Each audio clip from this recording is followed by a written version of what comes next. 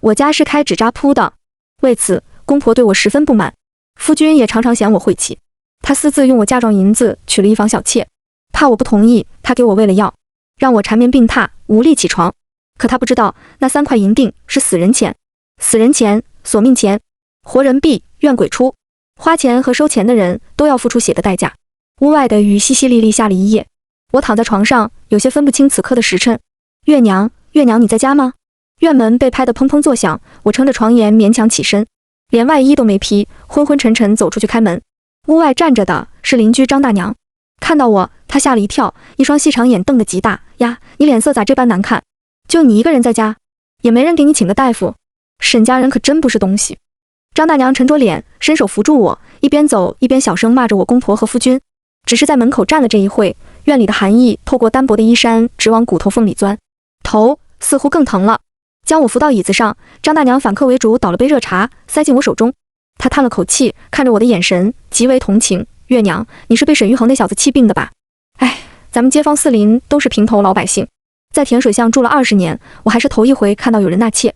你成婚才3年吧？沈玉衡可真没良心。我心头猛然一跳，谁纳妾？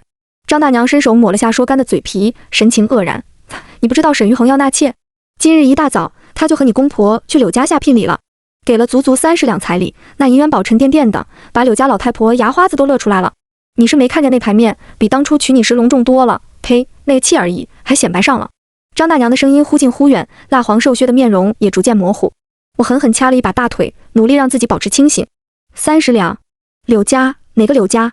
沈父是个卖油郎，串街走巷，每日辛苦，一年到头也攒不下几个钱。沈玉衡如今在书院念书，束修银子就要花费不少。他13岁就考中了童生，年少成名，只可惜后来屡次落地，到现在22岁仍旧是个童生。如果不是念书掏空了家底，沈家也不会选择和我家结亲。我宋家世代都是开纸扎铺的，挣的是死人钱，多数人都嫌弃晦气。当初沈家前来求亲，条件开得十分苛刻，一分聘礼没有，还要了100两银子的嫁妆。不仅如此，还点名要纸扎铺子当陪嫁。我自幼丧母，是父亲一个人含辛茹苦把我养大。沈家提亲时，父亲已经病入膏肓，时日无多，他急着把我嫁出去，好让我终身有个依靠，几乎是毫不犹豫就答应了沈家的提亲。成婚后，沈玉衡花钱便开始大手大脚，我这才知道他家来提亲是因为这些年为了供沈玉衡念书，早已欠下100两银子的外债，我的嫁妆都替他还了债，纸扎铺每个月的收益也被他挥霍个干净。今日饮酒，明日踏春，觥筹交错，醉生梦死。如今家中只剩下2吊铜板，连我生病了都舍不得请个大夫。这30两银子又是从哪里来的？见我脸色惨白如纸，呼吸急促，张大娘愈发不差，还能是哪个柳家？就是巷口卖豆腐那家，被人称作豆腐西施的柳娇娘，你不是还同她吵过架？甜水巷住着的多是贫苦人家，日子越是艰难，对银钱看得越重。谁家少根葱，丢个鸡蛋，都是天大的事情，要和邻里掰扯半天。其中同人吵架最多的就是柳家。柳婆子为人小气，手脚又不干净，柳娇娘的性格和她娘极像。我那日在她豆腐摊门口跌了一跤，不小心从怀里掉出3枚铜板，柳娇娘眼疾手快捡起铜板，非说那钱是她掉的。母女俩围着我骂了半日，骂得我落荒而逃。从那以后，柳娇娘就看我百般不顺眼，她这样泼辣蛮横的性子，竟然肯给沈玉衡当妾。哎，可惜了那3锭白花花的银元宝，那成色又亮又闪，我还没见过这么漂亮的银子呢，像刚打出来似的，就这么便宜了柳家。我猛然握住张大娘的手，一双眼睛死死盯着她上下翕动的薄唇。3锭？大娘，你确定是3锭元宝？张大娘被我吓了一跳，眼神有些茫然。对呀，10两银子一锭，上头还印着花泥。咋了？我踉跄着站起身，跌跌撞撞扑到屋角的楠木箱上，顾不得张大娘还在场，翻出箱子里的衣服后，用力去掀箱底的夹层。大娘，帮我一下。夹层打开，露出里头一个黑色的木盒。就刚刚这几个动作，几乎已经耗光了我所有体力。我靠在箱子上，颤抖着手打开盒子，盒子是空的。月娘，你脸色咋那么难看？这箱子是你的陪嫁吧？难不成那3锭银子是你的嫁妆？这杀千刀的沈玉衡，竟然偷你压箱底的嫁妆银子纳妾！张大娘拍着大腿骂人，口沫横飞。我心口砰砰直跳，眼前一阵一阵发黑。沈玉衡竟然用了那银子！大娘，扶我起来，去柳家，现在就去。张大娘是我母亲的手帕胶，做了我家20年邻居，我是她看着长大的。母亲离世后，更是对我家照料颇多。她半拖半抱着我，脚下生风走得飞快，看起来比我还要气愤。这就对了，沈玉恒敢背着你纳妾，咱们就要当众去撕下他的脸皮。你以前的性子就是太软和了，才会被他们沈家捏成面人一样。今天要是不把那柳娇娘的气焰压下去，往后她得骑在你脖子上拉屎。张大娘嘴皮子上下翻飞，边走边骂，一路吸引了不少人的注意。我根本没听她在说些什么，满脑子都是那3枚银锭。为了看管那3枚银锭，宋家不知填进去多少人命。如今银锭现世，只怕又要掀起一片腥风血雨。我要走快一点，再快一点，赶在宋家收下银锭之前把他们拿回来。狭小的柳家院子里挤满了人，还没走进院门，就听见了柳婆子高亢尖锐的声音，什么妾不妾的，那宋月娘一看就是个短命鬼。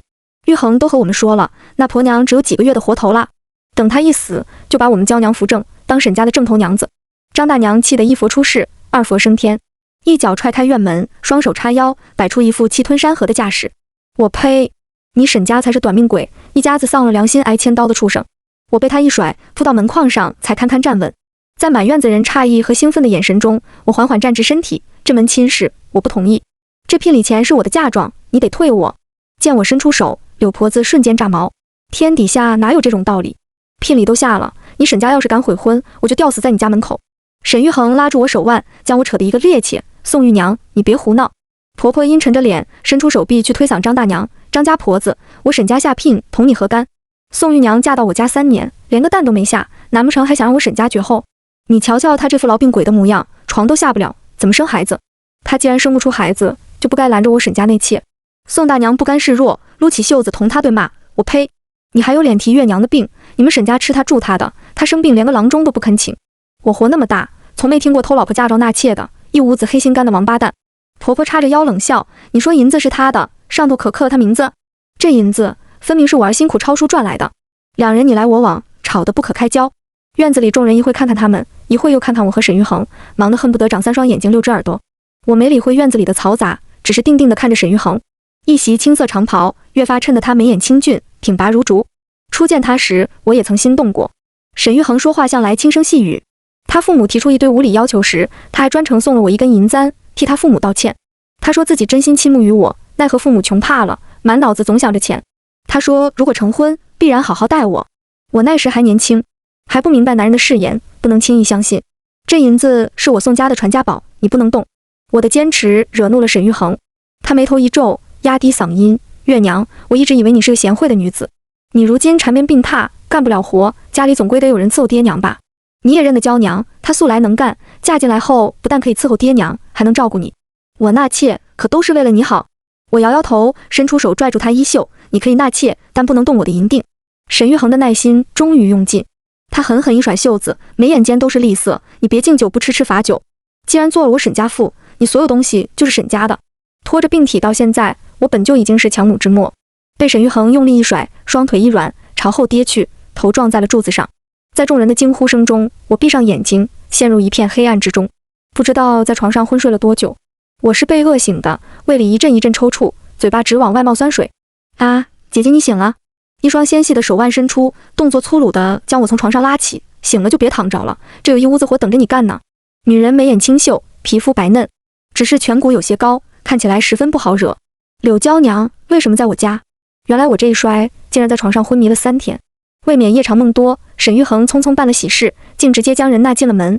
如今柳娇娘已经堂而皇之住在了正房。我用力抓住她的手腕，一双眼睛死死盯着她。那银子没花吧？柳娇娘甩开我的手，假装不经意抚上头顶的蝴蝶细花银簪，满脸得意：你这人好生奇怪，我家的银子同你有什么关系？不过我也不怕告诉你，那聘礼我娘留下2锭给我弟娶媳妇用，还有1锭啊，现如今可是我的陪嫁。我扑到她身上，用力拽住她的袖子：快把那银子给我！快！你疯啦！柳娇娘推开我，扭着腰肢来到门口。宋月娘，你以为谁都同你一样废物，连自己的嫁妆都守不住？呸，真是没用！随着木门打开，地面上有黑雾翻滚着涌入。我后退2步，跌坐在椅子上，脑海中只剩下一个念头：他们来了。柳娇娘踏出门槛，没多久，院子里传来她和沈玉衡的嬉笑声。我呆坐在椅子上，心中又惊又惧，连早已放凉的药都顾不上喝。自莫名生了这场病以后，沈玉衡就再也没进过我的房间。可是每日醒来，床头都会有一碗温热的汤药。他对我并非毫无感情，为着这碗药，我也不能就这么看沈家人死光。想到此处，身上莫名长出几分戾气。我换好衣服，踏着夕阳，匆匆赶去纸扎铺。铺子开在城西的西六街，街头就是专门用来砍头处刑的菜市口。大家都嫌这地方晦气，整条西六街只零零散散开了几家铺子，看着十分冷清。这条街上住着的人大多都是阴九门的。何谓阴九门？刽子手、仵作、缝尸匠、棺材匠、纸扎匠、哭灵人、接阴婆、掘墓力士以及冥碑客。因为干这些活的人常年和死人打交道，常常会遇上一些邪门的事情，民间就把我们统一叫做阴九门。阴九门虽属于下九流行当，但不是想做就能做的，最少需要经过太祖玄孙4代人，有了传承，才能称自己为阴九门中人。此时天色渐暗，街上一个人都没有。纸扎铺门半掩着，铺子中很安静，能听见劈竹灭的声音。我推门而入，宋银抬起头，露出一张稚嫩的脸。见到我，他很是惊喜：“阿姐，你的病好了？我去沈家好多次，他们都不肯让我见你，说你病得很严重。”宋银是流民，父母在逃亡路上饿死，5岁那年，他来到我们城中当了小乞儿。我爹见他可怜，便将他收在纸扎铺里当了徒弟。他性子文静，做事情又认真，虽然才学艺7年，已经隐隐有青出于蓝而胜于蓝的架势。听到我要拿点金笔，宋银一下就急了：“阿姐，出什么事情了？”纸扎行当属于阴门，规矩凡尘冗杂，稍有不慎，便会灾祸临头。其中最重要的一条便是纸人不点睛。纸人阴邪，点了睛便有了灵。普通纸人只是死物，而点了睛的纸人属于阴物，一个不小心便会反噬伤人。要给纸人点睛，普通毛笔可不行，需要用专门的点睛笔，槐木为杆，黑毛毛做笔毫，阴气十足，方能点睛。点的纸人越多，这笔就越有灵性。家中这支点睛笔已经传了数百年。宋银性格执拗，见我不说话，拦住我不肯让我去拿笔。“阿姐，你是不是碰上难事了？”家里就剩下我和宋银2人，这么多年都情同姐弟。宋银担心我，可我也一样顾念他。银锭之事非同小可，他才12岁，绝不能让他同我一起涉险。随意扯了个谎，我拿着笔和一堆竹篾、草纸匆忙离去。要是前几日，我是根本没力气抱着这堆东西走这许多路，可眼下我却觉得越走越有力气，头也不再昏昏沉沉，整个人都精神不少。许是我爹冥冥之中在庇佑着我。回到家里时，沈家几人正在用饭，没人过问我一句去了哪里。沈玉恒淡淡瞥我一眼，继续侧过脸和柳娇娘说话。我这才发现自己胃里饿得难受，嘴里淡淡的泛着酸味。将东西放进屋里后，我急步走去正厅准备用饭，却见沈家人已经走光，桌上的饭菜早已吃完，只余下一个馒头。胃里酸意更浓，我按住隐隐作痛的胃，伸手拿起馒头。耳边传来婆婆摇摇的呵斥声：“既然能下床了，就别只知道躲懒。吃完饭赶紧把东西都收拾了，难不成还等着老婆子伺候你不成？沈家真是倒了8辈子霉，才娶到你这种媳妇。”我实在是没力气同他们争辩。3两口吃完馒头，我回到屋中紧闭房门。离子时只有2个时辰，留给我的时间不多了。那3枚银锭上附着3个厉鬼，柳娇娘带回1枚银锭，今夜子时厉鬼必然附上人身，而厉鬼附身第一件事情就是取我宋家人性命。我铺好草纸，拿着竹篾开始扎纸人。手脚麻利扎好纸人后，我把自己日常穿的里衣给他披上，然后小心翼翼拿出点睛笔，将特制的阴墨混合我的中指血，点在纸人眼睛上。空中卷起一股旋风，纸人缓缓眨了眨眼睛，变成了另一个我，只是眼神有些呆板。这是纸扎匠的替身术，在纸扎匠遇到危险时，可以用这纸人替代自己，替自己挡过一劫。我刚松了一口气，屋外传来清晰的梆梆梆3声，更夫粗哑的声音遥遥传来：“子时3更，平安无事。”我把纸人放到床上，自己则是快速躲进床底。床边放着个1尺高的脚铐，刚好可以挡住我的身形。除非来人掀开垂下的床单，趴着仔细找我，不然绝对不会发现床底还藏了一个人。四周很安静，我躺在地上，能听见自己跳动的心脏声，急促有力。床底很黑，空间算不上大，我一伸手就能触碰到坚硬的床板。左侧是青砖墙，身体贴在上头，有阴冷的寒意。在一片寂静的黑暗中，我感觉自己仿佛置身在棺材中。这个念头让我喘不上气，胸口憋闷得厉害。就在我忍不住恐惧，想爬出去放松一下时，门口传来了响动。嘎吱，木门被打开，有极轻的脚步声，由远及近，1步、2步、3步。那人走到床边，顿住脚步。我捂住口鼻，不敢发出一丝响动。呵，声音粗哑，听不出男女，倒更像是野兽吃人前发出的嘶吼声。咚！床上传来一阵巨响，有什么东西重重砸下。那人在屋里拖着纸人四处转悠，纸人好像在挣扎，踢翻了桌椅和梳妆台。这动静足足持续了半个时辰。屋内再次恢复安静，我却不敢擅自出去，直到外头传来一声鸡鸣，我才拖着僵硬发麻的四肢，手脚并用爬出床底。今日是个满月，月光从窗户缝隙里溢出，清冷地铺在楠木桌子上。屋内一片狼藉，纸人被撕扯得四分五裂，残肢断臂到处都是。不敢想象，如果这是一个真人，会是怎样一幅可怕的修罗场景。忍着恶心和恐惧，将纸人收拾好，我坐在屋中静待天亮。我不敢贸然出门。那厉鬼会附在人身上，控制人的行动，而被控制之人能清楚地知道自己的一言一行，却不能动弹。父亲说，这是魂魄被厉鬼所致，要想消灭厉鬼，只能以自身为龙，和他同归于尽。今夜我侥幸逃过一劫，不知道厉鬼去上谁的身啊！凄厉的惨叫声响起，我浑身一震，拔腿就朝门外跑去。婆婆死了，吊死在屋檐上，双腿还在微微晃动，眼瞳充血，舌头伸出半尺长，看着像来索命的女鬼。柳娇娘跌坐在地上，脸色惨白如纸，嘴唇一丝血色都没有。娘死了！院子里再次热闹起来，人头攒动，络绎不绝。张大娘握着我冰凉的手，又是惊讶又是费解。沈婆子上吊了，她这性格咋会想不开去上吊呢？我浑身抖得厉害，嗓子发紧，一句话都说不出来。这厉鬼竟然是一夜都等不及。按照爹爹所说，他们每隔1日才会杀一人，可眼下才过1日，算上我，他已经杀了2人。如此凶悍，我一个人要怎么对付他们？张大娘心疼地搂住我，月娘别怕，那沈婆子估计是同你公公吵架，想不开才上吊的。她这人脾气和炮仗一样，不点就炸，咱们别为她吓着自个。我连着喝了2大杯热水，身子才勉强有了一些暖意。外头的声音更吵了。当镇里的长着国字脸、身材高大健硕的捕头站在我身前时，我还有些恍惚。赵捕头，你说什么？赵捕头2道浓眉拧成一个川字，声若洪钟。沈玉衡告你虐杀婆母，还不快同我们去衙门？短短几个字连在一起，我却不太听得懂。张大娘已经跳着脚在骂人，放他娘的屁！沈玉衡这小子是猪油蒙了心，月娘最善良不过的人，连只鸡都不敢杀，怎么会杀人？不管张大娘如何跳脚骂人，我还是被捕快带走了。我在清平镇住了快20年，还是一次踏进县衙大门。年轻的县令端坐在公堂上，眉眼清冷，堂下何人？沈玉衡跪坐在我左侧，从头到尾都没有瞧我一眼。没多久，公公和柳娇娘也跟着来到公堂，3人全都一起指证我，说我因为嫉恨婆婆帮沈玉衡纳妾，怀恨在心。我想不明白，只是怔怔地看着沈玉衡。我今日里病得连床都下不了，婆婆干灌浓火，有一把子力气，就算不生病，我也不一定打得过她，怎么能掐死她呢？5座已经验完尸体，县令抬起头，不动声色扫了我一眼。沈氏确实是被掐死的，死后才被人吊在屋檐之上。宋月娘还不速速招来？沈玉衡目视前方，声音激愤：大人，我有证据。宋月娘这病都是装的。上个月我和我娘商量内妾的事情，被她偷听到。从那时候开始，她就装病，一切都是为了今天。这宋月娘心思如此恶毒，还望大人明察。身上泛起一阵又一阵冷意。我感觉自己像浸在冰窟中，每一个毛孔都往外渗着寒意。1个月前，沈玉衡交给我一张药方，他说自己最近身体有些不舒服，让我照这方子去药房抓1个月的药。我不疑有他，带着银子去药房抓药。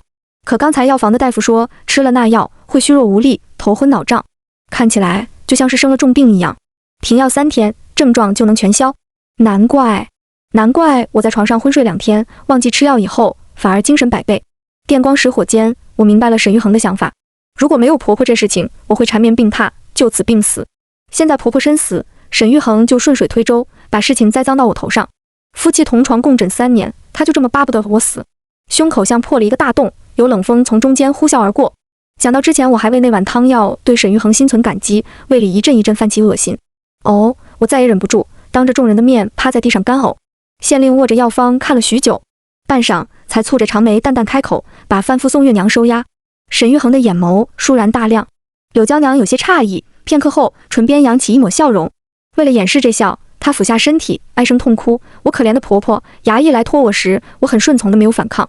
沈玉衡有些亢奋，跪在地上朝县令磕头：此等毒妇竟然虐杀婆母，简直罪大恶极，望县令一定要严惩，替我母亲讨回公道。我忽然就笑了：沈玉衡，你可别后悔，你以为等着你的是娇妻美妾、富贵人生？我垂下头，不再说话，任由衙役押着我走向地牢。那恶鬼就附身在他们身上，可到底是谁呢？是沈玉衡、柳娇娘，还是向来沉默寡言的公公？我完全没有头绪。其实最好的办法就是静观其变。那恶鬼附身以后，就会受躯体所限，只有杀足9人，才能弃掉原来的身体，因9门之纸扎扑 BDO22，再换个人附身。只要等着看沈家谁是活到最后之人就行。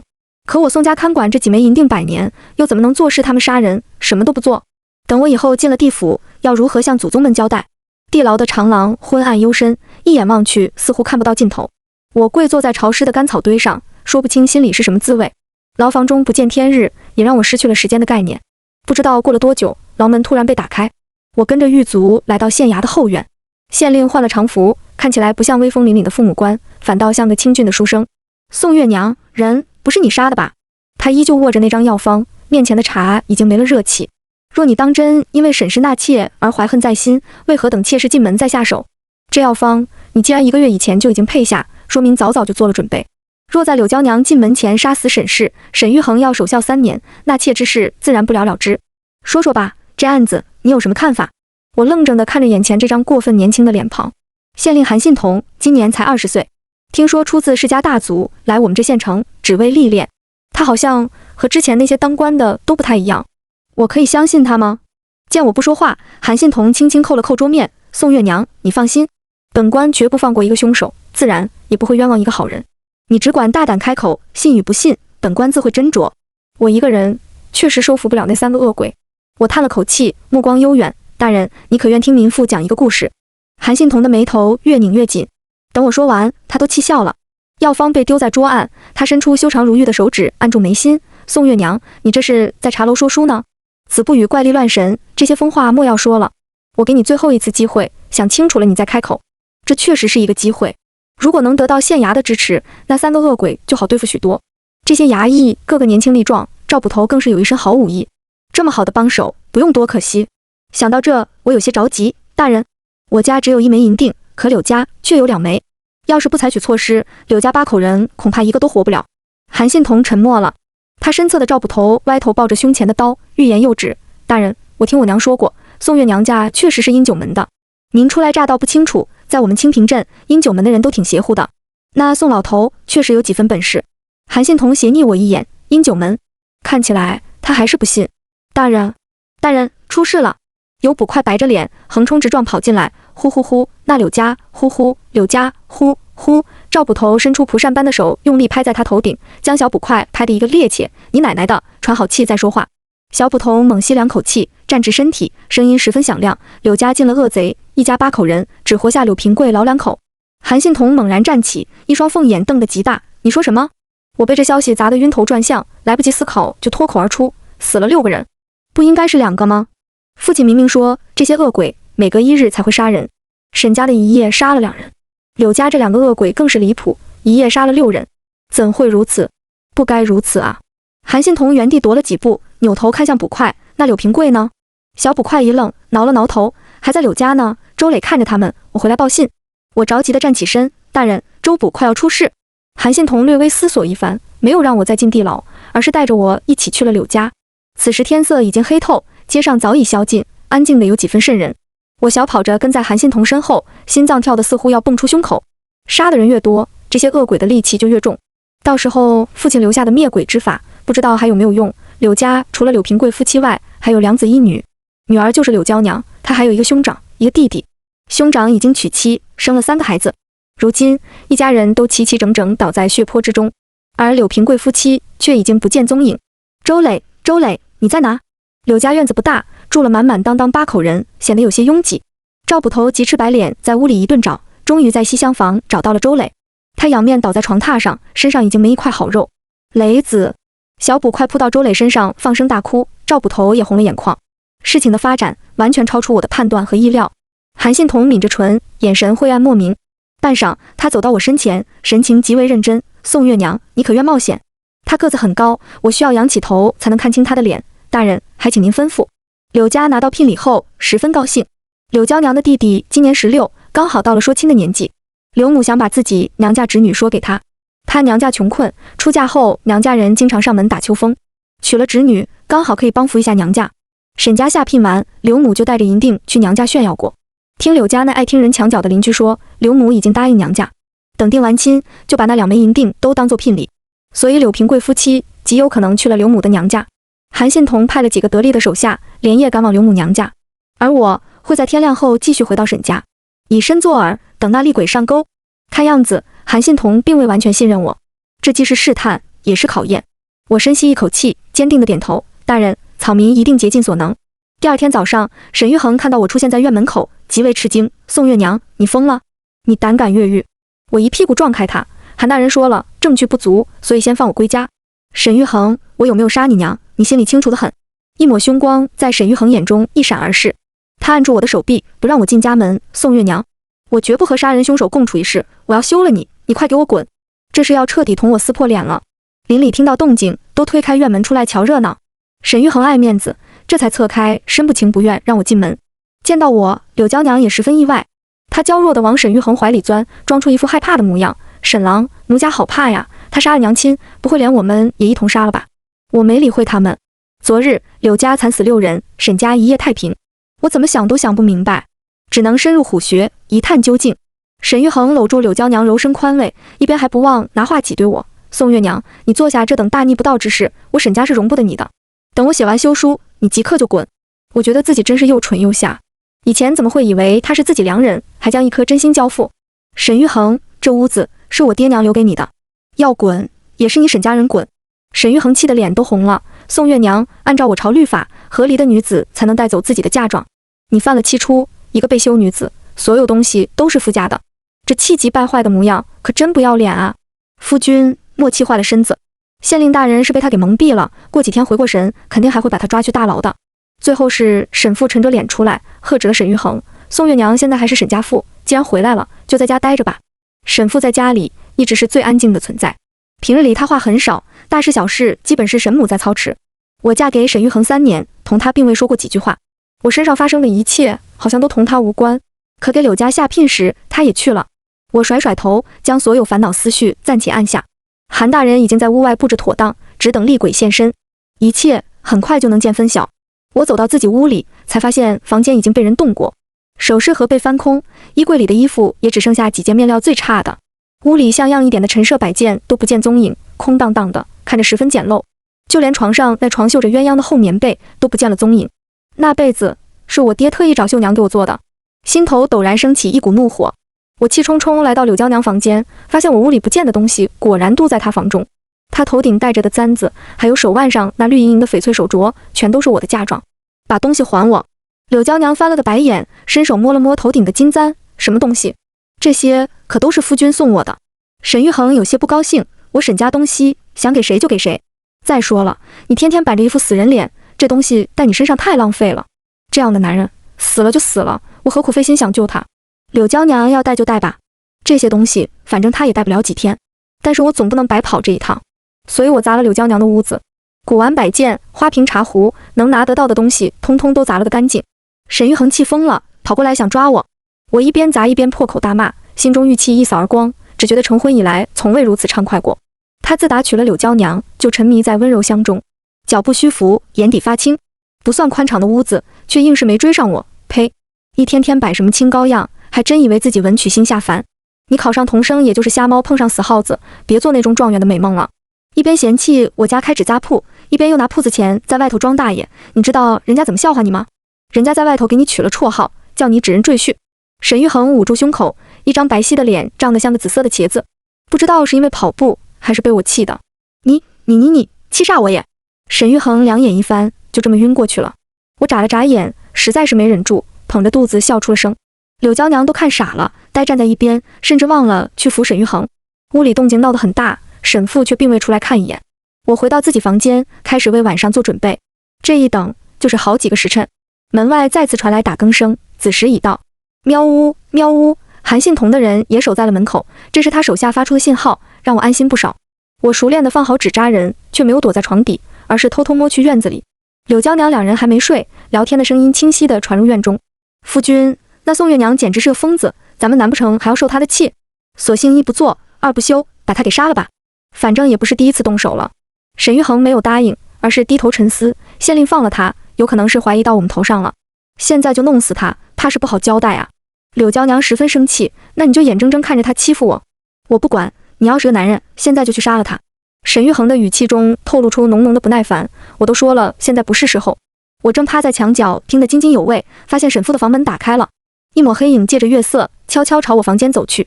那恶鬼就附身在沈父身上，是我犯蠢了，第一天死的是沈母。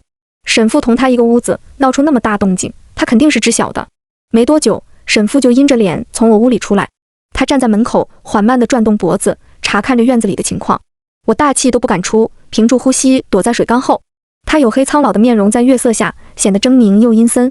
静静站了一会，他调转方向朝柳娇娘房间走去。柳娇娘还在同沈玉恒争吵，两人声音越来越大，直到沈父推门而出：“恒儿，你出来，我有话和你说。”沈玉恒有些诧异，这么晚了，明天说不行吗？不，就现在。沈玉恒虽然不太情愿，还是披上外衣来到门口。沈父领他走到院子里，恰巧就站在水缸前面。我俯下身，生怕被他们发现。爹，你说你大半夜的干嘛呢？你咋这么看着我，怪瘆人的。沈父阴恻恻地盯着沈玉恒，背在身后的手迅速举起，长满青筋的手上举着一把菜刀。沈玉恒吓了一大跳，却并未意识到危险来临。他皱着眉拍了拍胸口，有些恼羞成怒，不回去睡觉，在这发啥疯呢？下一瞬，沈父的手臂落下，鲜红的血液在我眼前飞溅。28啊！沈玉恒惨叫一声，一只断臂直接飞到了我腿边。看着那血肉模糊的一团，我按住胸口，努力压制住那股恶心感。动手！韩信同一声令下，衙役们纷纷越墙而入。看到赵捕头，沈玉恒哭得眼泪鼻涕糊了一脸。赵捕头，快救我呀！我爹他疯了！赵捕头没理他，而是握着刀朝沈父扑去。沈父干了一辈子货郎，因为路走的实在太多，年纪大了以后腿脚不是很好，此刻却灵活得如同山野间的猴子，腰肢一扭就躲开了赵捕头的攻击。他也不理其他捕快，一双眼睛只死死盯着沈玉恒。沈玉恒都快吓疯了。按照约定，此时应该到我现身的时候，可是看着沈玉恒涕泪横流的惨样，我突然就不想那么快出去了。院子里的声音实在太大，柳娇娘以为沈玉恒和他爹打起来了，连外衣都没披，就急匆匆走出门。看到沈父举着刀追杀沈玉恒，他尖叫一声，迅速退回屋中，反手就关上了门。此时沈玉恒刚好被沈父追着朝他房间跑去，门被关上，沈玉恒目眦欲裂：“贱人，开门啊，贱人！”赵捕头也没料到柳娇娘会关门，沈玉恒躲闪不及，唯一完好的手臂上又挨了重重一刀。沈玉恒气疯了，把所有的恐惧和怒火都尽数倾泻在眼前这扇木门上。他疯狂踹了2脚，柳娇娘只是抵住门，并未来得及上锁。门被踹开，抵靠在门上的柳娇娘摔倒在地。赵捕头追着沈父，也想跑进屋。柳娇娘厢房前的台阶坏了，走得快时极容易绊倒。我刚想出声提醒，话冲到嘴边，又快速抿住了唇。赵捕头果然被绊倒了，狼狈地滚在一边。没了他的救援，沈父手中的菜刀无情落下。情急之下，沈玉恒竟然用受伤的手抓住柳娇娘，用她当挡箭牌去抵那菜刀。时候差不多了，柳娇娘被砍得皮开肉绽，血肉横飞。沈玉恒也受了很重的伤。我大喝一声跑进屋里，朝沈父迎面浇去一桶公鸡血。这可不是普通的公鸡，而是养了5年以上的寿光鸡，打鸣声响亮，阳气十足。沈父被鸡血泼中，惨叫一声，身上腾起一阵黑雾。趁着这个机会，我一把扯过柳娇娘，想活命就把那枚银锭拿出来。柳娇娘被吓傻了，只顾着哭，根本就不听我说了什么。反倒是沈玉恒率先反应过来，他捂着伤口对我怒目而视：“宋月娘，你这贱人，都什么时候了，竟还想着银子，还不快去医馆给我找大夫！这件男人竟然还没死，实在是太可惜了。”沈玉恒，你还不明白吗？我同你说过的，银锭中有恶鬼寄生，用了那银锭的人都会出事。是你这个贪财好色的蠢货，害死你爹娘！和沈玉恒成亲没多久，他就发现了我箱子底下压着的银锭。他几次3番想要从我手中讨要这笔钱，都被我拒绝了，因此他对我也越来越不满。我实在没办法，就把银锭的秘密对他和盘托出。听完后，沈玉恒目光复杂地看着我：“月娘，就算不想给我银子，也不需要扯一个如此离谱的谎话吧？”沈玉恒从来就不信我，现在他要为自己的不信任付出血与泪的代价。你胡说，不是我，是你，对，就是因为你。沈玉恒抹了一把脸上的血，喊得声嘶力竭：“都是因为你晦气，克死我娘，克疯我爹！我真的瞎了眼，倒了8辈子霉，才会娶你这种女人。”就在我们2人吵架的时候，沈父已经逐渐恢复过来，那公鸡血根本就没法困住他太久。我有些着急，要是再找不到银锭，这屋里其他人也会有危险。沈玉恒，你清醒点吧。柳家拿了2枚银锭，昨夜一家6口人全都惨死，难道也是我刻的？为避免引起恐慌，柳家的事情被县令暂时封锁，所以柳娇娘还不知道她娘家出了事。她白着脸抬起头，一双漂亮的杏眼中满是不可置信：“你说谁死了？”我急得直跺脚：“你爹娘被恶鬼附身，杀了你一家6口人，你哥嫂侄子全死光了。再不说银锭在哪，下一个死的就是你。”柳娇娘宛若被人当头打了一棍，踉跄2步扶住身边的桌子。沈玉恒依旧不相信，他也不敢相信，因为他不愿意承认自己的贪婪和愚昧害死了那么多人。沈父此时已经跌跌撞撞站直身体，面容扭曲，眼神中露着凶光。沈玉恒是个机灵的，嘴巴说着不信，早就躲在了赵捕快身后。我更是一只脚跨在门槛外，随时准备跑走。只有柳娇娘还傻呆呆地站在屋子正中间。沈父嘶吼着朝她扑去，被抓住胳膊的柳娇娘终于反应过来，扯着嗓子尖叫：“银锭在我床底，那儿有块砖头是松动的，取出砖就能看见。”衙门的捕快们身手都极为利索，当下就有个年轻捕快弯下腰钻进床底，另外的人则继续围攻沈父。快用墨斗线缠住他！不敢想象，要是没有县衙的帮助，我一个人要怎么对付这恶鬼？墨斗线看着纤细一折，缠在沈父身上却如同最坚韧的牛皮绳。这是我特意向城里最好的木匠讨要的，还特意将它们暴晒了半日，吸足阳气。宋姑娘，银锭在这里，塞进他口中。要想杀死这厉鬼，只有一个法子，将银锭塞进被附身之人口中，再用朱砂封住他其余6窍、双目、双耳、鼻子以及破门，再用桃木钉插入他心脏。被附身之人身死，恶鬼会想法子从他身体逃出，但是6穴被封，他无处遁逃，只能再次回到银锭之中。捕快们争斗一番，费了好大劲才塞住沈父的6窍，只是那赵捕头却迟迟不敢下手钉桃木钉。